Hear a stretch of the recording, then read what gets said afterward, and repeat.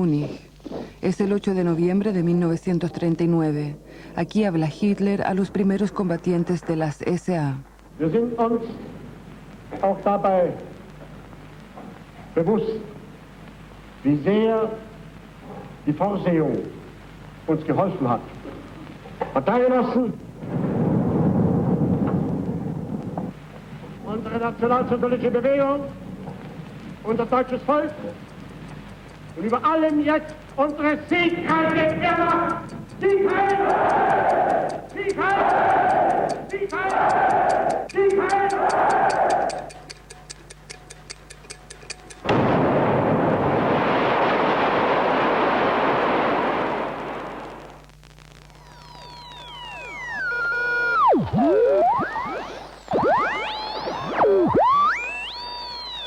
La bomba falla su objetivo.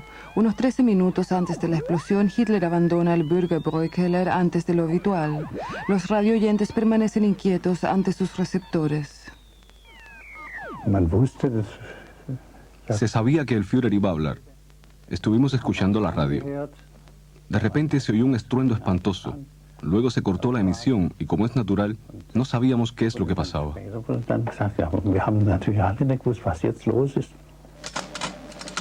8 muertos, 63 heridos graves.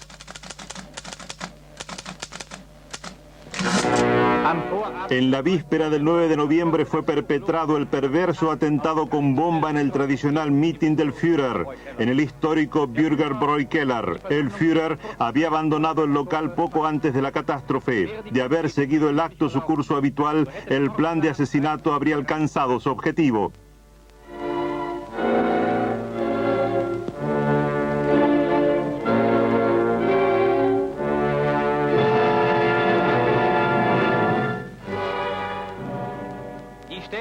Tras el atentado, el lugar en el que el Führer se encontraba durante su discurso estaba cubierto con 3 metros de escombros. 8 muertos y 63 heridos es el balance de este brutal crimen. Permanecimos allí reunidos un cuarto de hora más, después que el Führer se había retirado, cuando escuchamos ese espantoso estruendo y todo se vino abajo y, tal como ha dicho el otro camarada, el primer pensamiento que nos vino a todos es que gracias a Dios el Führer estaba lejos de allí y que no le había pasado nada.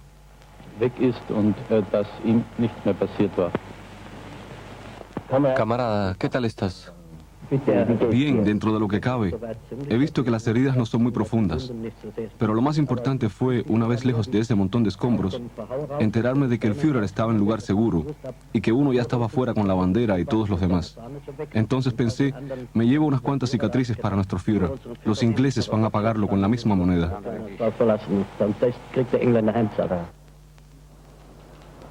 Para los nazis no hay ninguna duda de que los ingleses están detrás del atentado. Una comisión especial debe probarlo. Bajo la dirección de Himmler trabajan los más destacados miembros de la Brigada de Investigación Criminal de Alemania. En la misma noche del atentado son detenidas 120 personas en todo el territorio del Reich. Toda pista es investigada con gran escrupulosidad.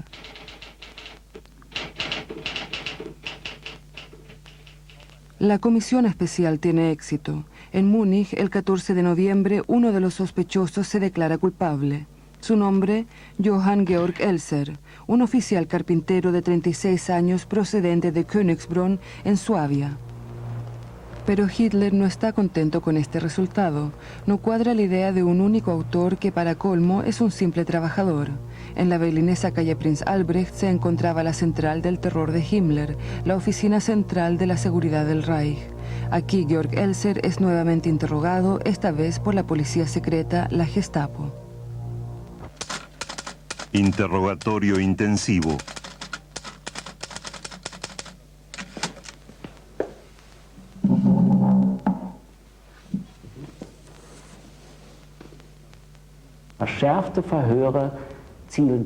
Los interrogatorios intensivos tienen como objetivo resquebrajar la resistencia de los interrogados, ya sea con terror psíquico o con violencia. Su objetivo no es averiguar las circunstancias del delito y no dan ningún valor a que todo acusado está en su derecho de declarar en defensa propia. Dass jeder Angeklagte selbstverständlich auch das Recht hat, sich durch eine und durch seine Zeugenaussage selbst zu schützen. Durante 5 largos días, Georg Elser tiene que soportar un interrogatorio intensivo. A pesar de la tortura, mantiene su declaración. Asegura que él solo ha planeado y perpetrado el atentado sin ayuda de nadie. El acta de esta tortura se ha salvado por casualidad. Actualmente se encuentra en el Archivo Federal de Koblenza. A principios de los años 60, un historiador de Múnich encontró este documento que se creía desaparecido. Para Lothar Gruchmann, en el acta aparece la verdadera biografía de Georg Elser. A pesar de que la Gestapo redactó el protocolo, en extensos párrafos del acta se emplean las palabras de Elser. Ahí se encuentran distintas anotaciones de los interrogadores, donde apuntan que en esos pasajes se ha empleado literalmente el dialecto del interrogado. Y esto ocurre generalmente cuando éste critica al régimen. Seguramente los funcionarios de la Gestapo se inhibieron de formular esa crítica con sus propias palabras.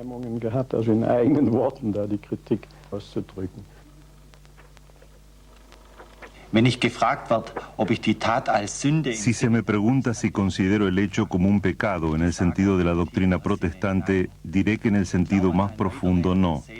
Creo en la supervivencia del alma después de la muerte y también pienso que alguna vez iré al cielo de tener la oportunidad de demostrar durante el resto de mi vida que solo he querido hacer el bien, he querido evitar un derramamiento de sangre aún mayor.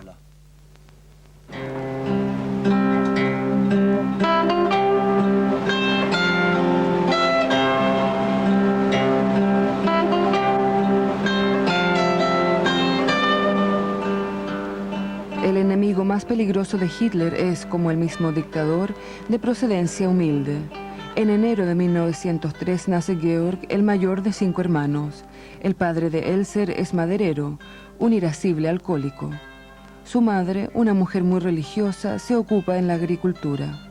Él se cría en Königsbrunn, un pueblo de la región de Heidenheim en la frontera oriental suaba. Uno de los que mejor recuerda el Königsbrunn de preguerra es Hans Elser. Este director de escuela jubilado es pariente lejano de Georg Elser y aún recuerda bien a aquel hombre amigable y tranquilo. Una de las aficiones de Hans Elser es investigar la historia de la familia. Naturalmente colecciona todo sobre su célebre pariente. Sobre la persona. Wenn ich gefragt werde, Si me preguntan si en nuestra juventud fuimos tratados bien o mal en casa, si tuvimos suficiente de comer, diré que excepto durante los años de la guerra, en realidad no hemos padecido necesidad alguna. La casa en la que vivíamos pertenecía a mis padres, aunque había algunas deudas pendientes. Esta casa se encuentra en pleno Königsbrunn. Una mujer limpia las ventanas. Hans Elser se dirige a ella. Le pregunta si sabe quién era Georg Elser y ella responde que no tiene idea, que lleva solo 3 semanas en esa casa. Ach so, ja, ja. Para muchos en Königsbrunn, Georg Elser es un desconocido, y esto tiene su razón. Tras el atentado, la población estuvo bajo estado de excepción, casi todo el mundo fue interrogado. Circulaba el apodo de Attentatshausen. Después de la guerra, nadie quería saber nada de aquello. Tras el atentado, la familia de Georg Elser fue marginada por la comunidad local. Los reproches de los probos ciudadanos aún pueden escucharse. Algo así no se hace. A fin de cuentas, han muerto 8 inocentes. Los Elsers tampoco tenían nada que esperar del Estado. Tras la guerra, fue rechazada una indemnización. Hans Elser visita a Leonhard Elser, hermano de Georg, el autor del atentado. Este hombre de 82 años es como su hermano carpintero de cuerpo y alma. Muestra a Hans Elser el taller en el que también trabajó Georg, entre otras cosas, en su invento secreto. Y después muestra un banco de trabajo para niños, un regalo navideño de su hermano 10 años mayor.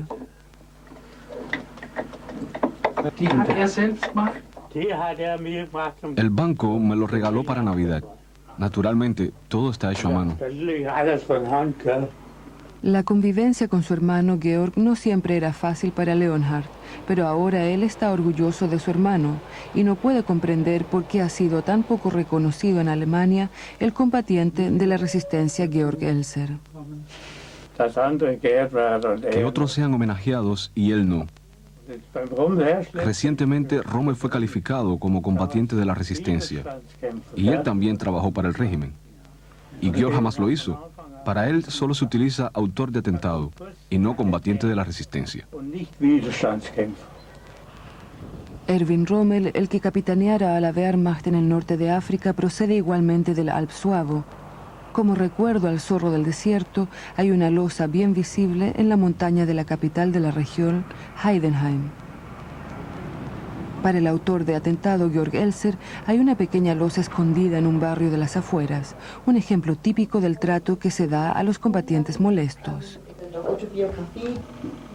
Un par de ciudadanos de Heidenheim quieren poner término a esta situación. Una librera, un actor y algunos maestros han fundado el círculo de trabajo Georg Elser. A él también pertenece Hans Elser. Quieren dar más notoriedad a Georg Elser. Para el 50 aniversario de su muerte está planeado un acto conmemorativo. Se está buscando un orador prominente. Ja, wie schon gesagt, Augstein hat mit einem freundlichen Brief abgesagt. Augstein ha rechazado la oferta con una carta amistosa que quizás podremos publicar. La oficina de von Weizsäcker también la ha rechazado por cuestiones de calendario.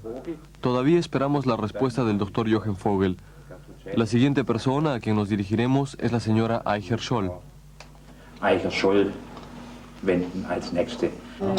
El círculo de trabajo también quiere preocuparse de que para el 50 aniversario de la muerte de Elser al fin se inaugure una placa conmemorativa en Königsbrunn. Además, se está preparando una exposición en la que seguro también colgará esta foto. Una imagen tomada en 1934 en este lugar. La Sociedad Musical Concordia festejaba entonces su 50 aniversario. Al contrabajo, Georg Elser.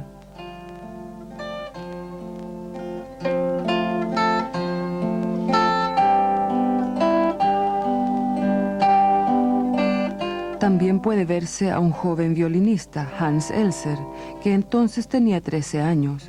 En su casa paterna se hacía mucha música. Georg Elser iba frecuentemente como invitado y el joven Hans lo admiraba. Er war so quasi ein bisschen Vorbild für mich. Musicalmente era casi un ideal para mí. Me admiraba que a pesar de que él era relativamente pequeño para su instrumento, al que le quedaba grande el violín era a mí. Él tocaba realmente bien. Und er hat also den Kontrabass wirklich sehr gut gespielt. Georg Elser no era ningún excéntrico solitario. Con regularidad iba a la taberna de Hecht cuando se reunía allí el club de cítara. A las chicas también les atraía aquel joven tímido de pelo castaño y ojos claros. El joven Elser no tenía una profesión de ensueño. Comenzó una formación como tornero en una fábrica metalúrgica, pero por problemas de salud tuvo que interrumpir pronto el aprendizaje. Él prefería trabajar con madera y se hizo carpintero. El examen de oficial lo aprobó con el número 1 de su año.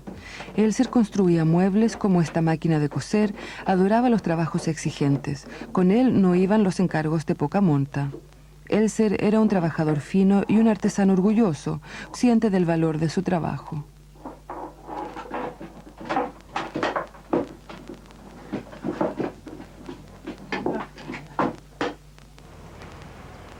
Este oficial carpintero deja pronto de contentarse con las ofertas de trabajo de su tierra. En 1925 decide salir de su pueblo, será un total de 7 años. Quiere ver algo de mundo y sobre todo aprender cosas nuevas. Viaja a pie hasta el lago de Constanza. Vive algunos años en la ciudad del mismo nombre. Trabaja en una fábrica de relojes, luego para un fabricante de aviones y después conoce a Matilde, una relación con consecuencias. Es un niño, Manfred. Matilde se casó después. No sé cuál es su nombre de casada. Semanalmente se me descuenta de mi salario el pago de alimentos. A Manfred lo he visto con frecuencia hasta que tenía 6 meses. Nunca más desde entonces. Siempre he tenido la intención de llevarme el niño a mi casa o a casa de mi madre.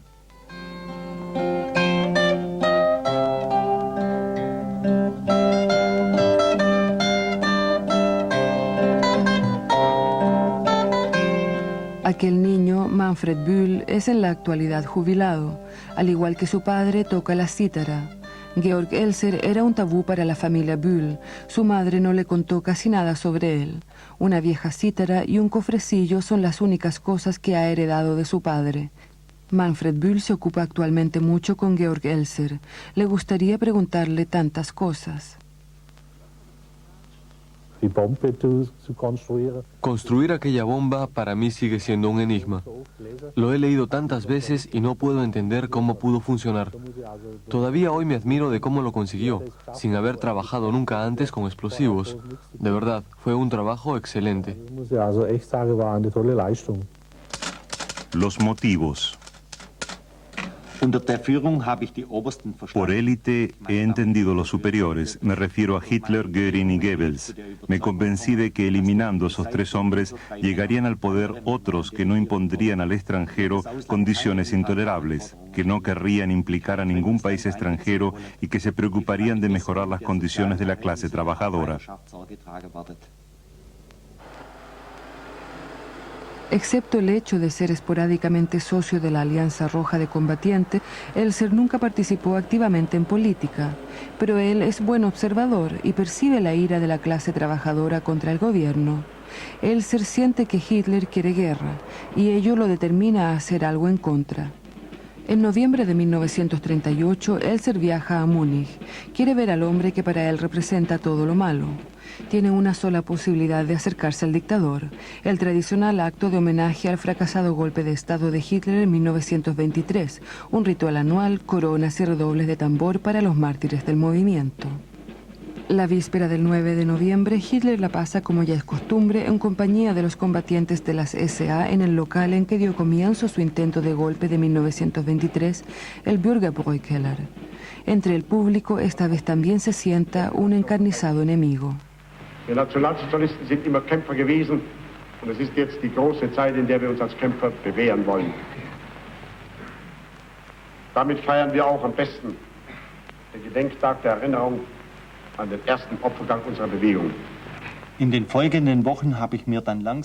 las semanas siguientes fui convenciéndome poco a poco de que lo mejor sería colocar explosivos justo en la columna detrás de la tribuna de oradores y hacerlos explosionar mediante cualquier dispositivo en el momento justo. Elser planea un tiranicidio. La cuestión de si alguien puede decidir sobre la vida de un dictador es hasta la fecha un tema incómodo.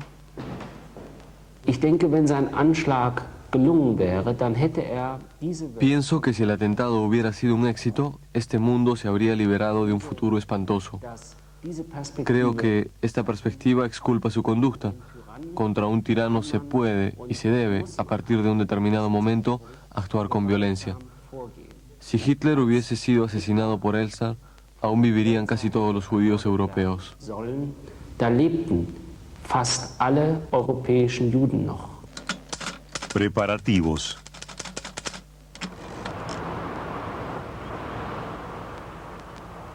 A partir de noviembre de 1938, Elser vive durante todo un año exclusivamente para el atentado. Ya desde hace 2 años trabaja en la fábrica de estructuras metálicas Waldenmayer en el departamento de envíos. Eso le permite introducirse también en un departamento secreto especial donde se fabrican espoletas para proyectiles. Poco a poco, Elser hace desaparecer 250 láminas de pólvora negra comprimida.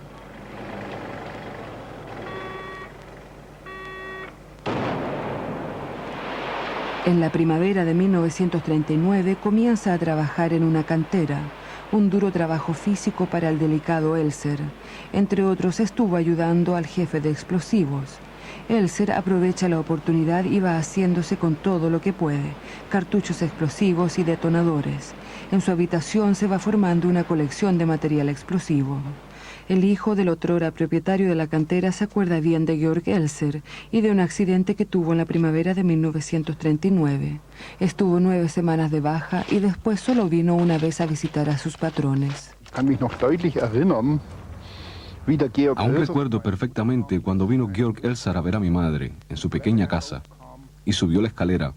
El pie todavía lo tenía vendado, solo llevaba un zapato. En el pie enfermo se había puesto una pantufla. Quería que mi madre le diera el finiquito y sus papeles.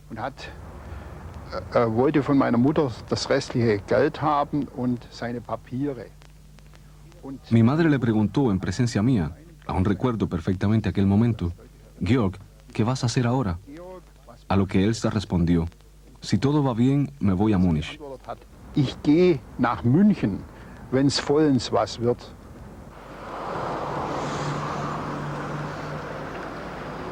Elser aún no está sano cuando el 5 de agosto se dirige a Múnich, pero el tiempo apremia. Vive como subinquilino en la Türkenstraße. Consigo lleva herramientas y un maletín de madera con doble fondo. En él transporta distintos mecanismos de relojería, una batería de auto, munición y explosivos. Todo lo necesario para la bomba que después denominará como máquina infernal. A su casera le explica que está trabajando en un invento secreto. La máquina infernal.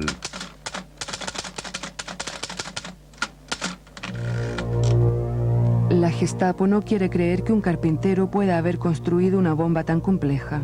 Por ello, Elser, bajo arresto, tiene que fabricar una copia exacta de su máquina infernal.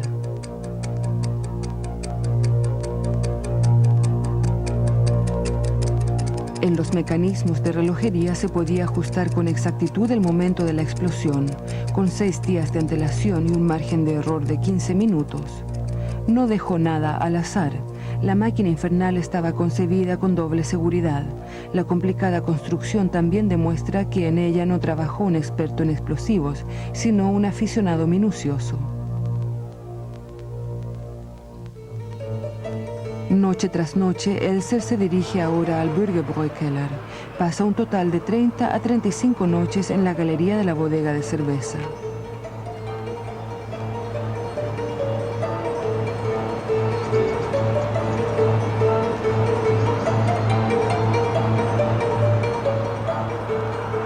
Elser se esconde por la noche en el cuarto de baño. Una vez se han marchado personal e invitados, se pone manos a la obra. Prácticamente con sus manos escarba en la columna frente a la cual estará la tribuna de Hitler. Así consigue hacer un hueco para la máquina infernal. A eso de las 2 o las 3 de la mañana tapa el agujero con una puerta de madera y vuelve a su escondite.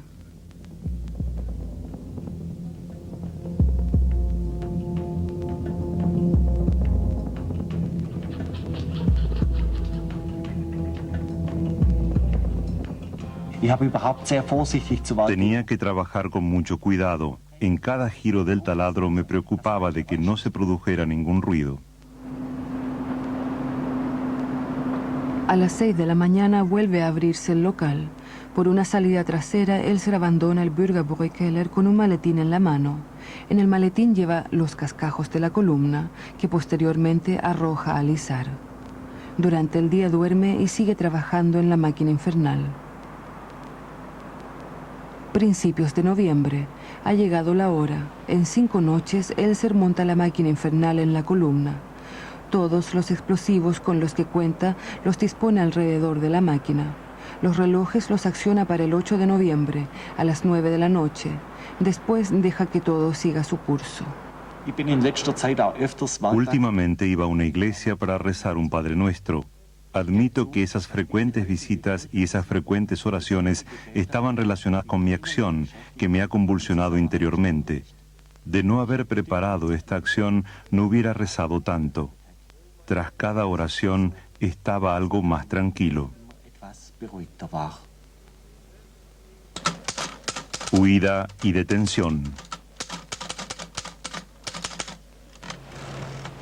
Elser podía haber desaparecido hace tiempo, pero en la noche antes del atentado vuelve a revisar los relojes. Solo después de esto viaja en tren hasta el lago de Constanza y con el transbordador hasta la ciudad de Constanza. Quiere atravesar a pie la frontera verde hasta Suiza. Todo marcha según lo previsto. En el terreno de un internado quiere saltar la alambrada fronteriza. En el jardín hay 2 cuidadores que arrestan a Elser.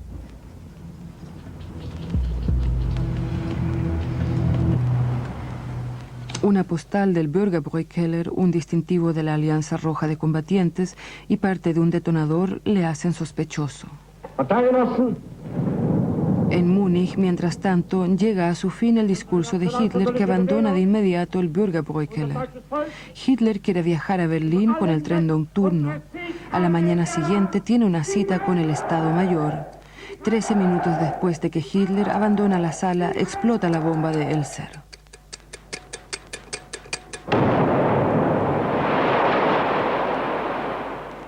Poco recuerda al Bürgerbräukeller. Solo aquel que busque expresamente encontrará una placa de hierro fundido en el suelo, en el sitio donde estaba la columna con la máquina infernal. Elser desconcertó a los nazis y sigue desconcertando hoy día.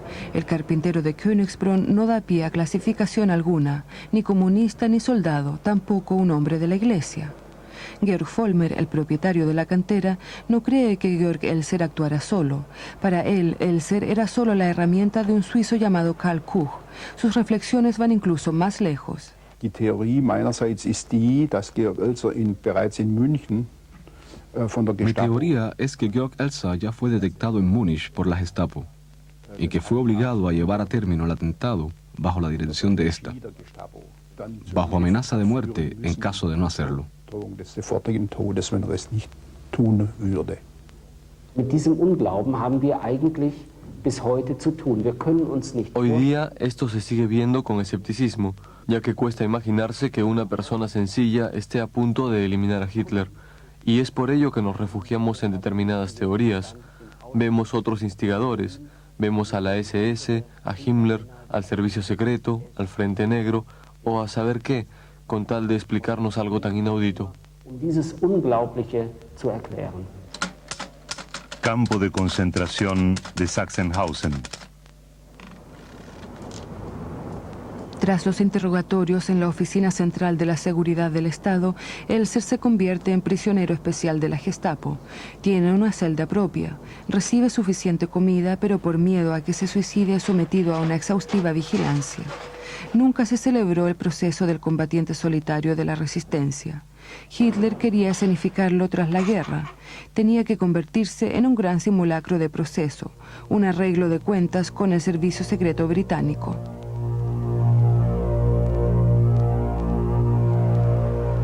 Cinco años después, Elser es enviado a Dachau. El 9 de abril de 1945, pocos días antes de la liberación del campo de concentración, Elser es sacado por la noche de su celda.